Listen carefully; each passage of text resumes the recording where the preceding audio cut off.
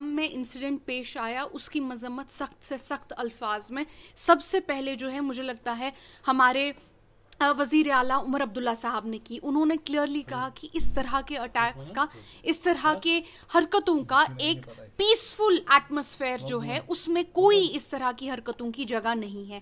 हालांकि जो पुलिस है अभी इसमें बाकी डिटेल्स आना बाकी है कि किस तरह, क्या ये डोमेस्टिक था क्या था, लेकिन ये जो भी था ये गलत है। और तीन तीन लोगों को, एक फैमिली को अटैक करना ये एक बहुत ही हीनस एक्ट है, बार्बरिक एक्ट है, और जितनी इसकी मजम्मत की जाए उतनी इसकी मजम्मत कम है।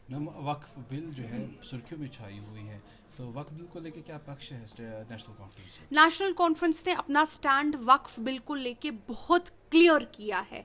वक्फ बिल को नेशनल कॉन्फ्रेंस अनएम्बिगुअसली अपोज करेगी।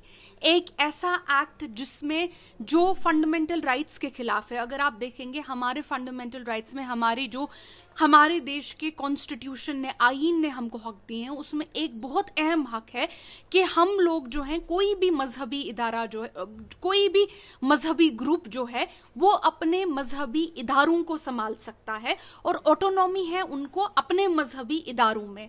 तो यहाँ पे जो हमारा हक है अपने मजहबी इदारों को संभालने में, जो उसमें बहुत क्लियरली ये वायलेट कर रहा है। नेशनल कॉन्फ्रेंस, हमारे तो सिर्फ 2 एमपी हैं, नेशनल कॉन्फ्रेंस इस एक्ट के खिलाफ, इस बिल के खिलाफ अपना वोट देगी।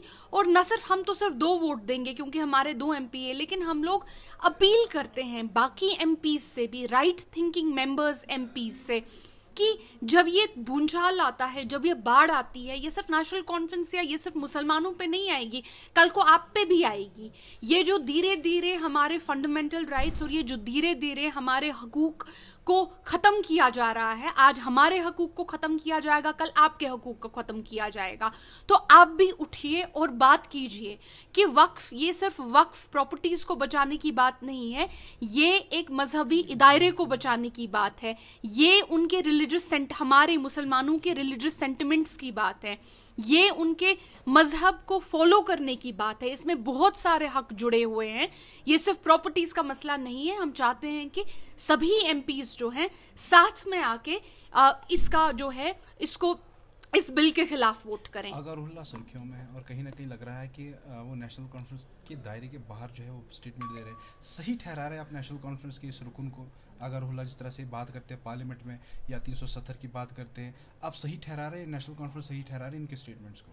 देखिए, जहां तक नेशनल कॉन्फ्रेंस के जो लीडर्स हैं, हम नेशनल कॉन्फ्रेंस का एक लीड, मतलब फारूक साहब हमारे प्रेसिडेंट हैं, उमर साहब हमारे वाइस प्रेसिडेंट हैं, लेकिन अगर आप देखेंगे नेशनल कॉन्फ्रेंस में हमेशा एक इंटरनल डेमोक्रेसी रही है। एक इंटरनल डेमोक्रेसी का मतलब है कि एक पॉलिटिकल पार्टी में बहुत सारी आवाज़ें हैं।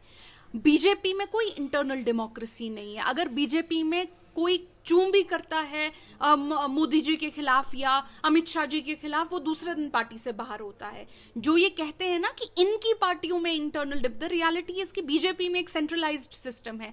नेशनल कॉन्फ्रेंस जैसी पॉलिटिकल पार्टी जो है, यहाँ इंटरनल डेमोक्रेसी है, यहाँ हर किसी लीडर को बात करने का हक है। अब जहां तक हम माइनॉरिटीज यानी जो मुसलमानों पे इस वक्त कहर बरपा जा रहा है, उसकी बात तो अगर रुहुल्ला साहब ने भी की, बहुत अच्छे से की, बहुत अच्छी बात है। उमर साहब, अब्दुल्ला साहब ने तो उसकी बात कंटिन्यूसली वो करते आ रहे हैं। उन्होंने तो कौन सा ऐसा चैनल है जिसपे उन्होंने इस बात बारे में बात नहीं की? 370 की बात जो है रुहुल्ला साहब भी करते हैं, उमर अब्दुल्ला साहब भी करते हैं, फारूक साहब भी करते हैं। स्टेटहुड की जब बात आती है, खुसूसन स्टेटहुड सिर्फ स्टेटहुड नहीं है। मैं नेशनल कॉन्फ्रेंस स्टेटहुड को सिर्फ एक कॉन्स्टिट्यूशनल चेंज नहीं देखती है। स्टेटहुड में हमारे ज़मीनी हकूक जुड़े हुए हैं, स्टेटहुड में हमारी आइडेंटिटी के हकूक जुड़े हुए हैं, स्टेटहुड में हमारी नौकरियों के हकूक जुड़े हुए हैं, और ये छोटे छोटे हमारी शिनाख्त स्टेटहुड के साथ जुड़ी हुई हैं, क्योंकि काफ़ी ज़्यादा जो लॉज हैं जो स्टेटहुड में आप बना सकते हैं, वो स्टेट में ही आप बना सकते हैं जिनसे आपकी शिनाख्त प्रोटेक्ट होती है। तो ये एक फूलों का गुलदस्ता है। इसमें नेशनल कॉन्फ्रेंस जो है ये एक फूलों का गुलदस्ता है, इसमें हर तरह के फूल हैं, और जो हम अपने सभी लीडर्स को फुली रिस्पेक्ट करते हैं। मैनिफेस्टो में दिए गए वादे क्या वाकई में स्टेटहुड के बाद ही पूरे होंगे? देखिए, मैनिफेस्टो में जो हमने वादे किए हैं, पहली बात तो हमारे पास 5 साल है इंशाल्लाह वो वादे पूरे करने का। आप ये मत सोचिए कि 3 महीने में आप वादे क्यों नहीं पूरे कर पा रहे सारे। आप ये पूछिए कि पिछले 10 साल से जो ऑर्डर पे ऑर्डर, बुलडोजर पे बुलडोजर, जो एक बाढ़ आई थी, यहाँ पे आपने क्या कभी असेस किया है कि ये जो इतने सारे जमीन प्रोजेक्ट्स बाहर चले गए वो किसको गए, कौन सी उनमें बिडिंग हुई? क्या आपने देखा है कि हो क्या रहा था? आपने देखा है कि कंटिन्यूअसली किस तरह से बुलडोजरों का एक कारवान चलाया जा रहा है? आपने देखा है कि लोगों के पास बात करने को कोई नहीं होता था। आप नेशनल कॉन्फ्रेंस के आज एमएलएस को देखिए। आज हमारा एमएलए सुबह 6 बजे उठ के 7 बजे अपने इलाके में जाता है, घूमता है, एक जगह से पब्लिक ग्रीवेंस उठा के दूसरी लेता है। दिन में 100 लोग आते हैं एमएलए के पास, 100 काम लेके एमएलए के पास आते हैं। इसको ये करना है, उसको वो करना है, इधर लाइट लगानी है, इधर वो करना है। एक डेमोक्रेसी का जो रिवाइवल है, रिवाइवल हो सकता है कि ठीक है आपको लगेगा कि पूरा नहीं हुआ, जो डेमोक्रेसी का एक रिवाइवल हमारे इलेक्टेड रिप्रेजेंटेटिव्स ने शुरू कर दिया है, जो हमारे रेजोल्यूशंस पास हुए, जो हम लोगों ने एक आवाज में दिल्ली के अगस्त 5, 2019 के डिसीजंस के खिलाफ बात की, ये एक हिस्टोरिकल चेंज है। और इंशाल्लाह ये हिस्टोरिकल चेंज बहुत बहुत अच्छा रंग दिखाएगी। हमारे मैनिफेस्टो के वादे पूरे होंगे।